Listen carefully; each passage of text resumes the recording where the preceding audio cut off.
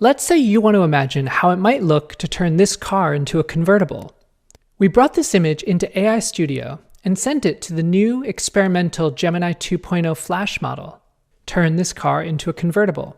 Here they are side by side. Notice how it successfully modified the car, but also managed to keep the rest of the image consistent. We wanted to try communicating visually with the model, so we drew a circle on the door handle with the prompt, "Open this." The model successfully figured out what we meant, and it generated this image with the car door open. And for the last prompt, we said, "Make the car fly. Imagine you are the car soaring through the clouds to the beach. Show what that might look like." This is a challenge to see if the model can keep the car consistent while also visualizing this new scene that I'm imagining. And the model was able to do it, following my instructions, generating this image and text.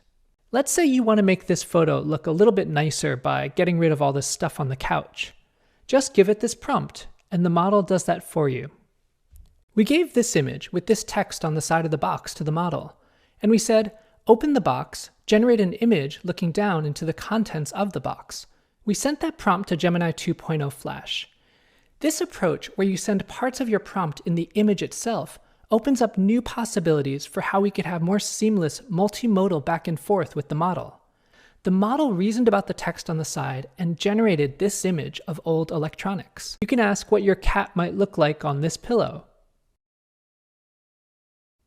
or on this skateboard.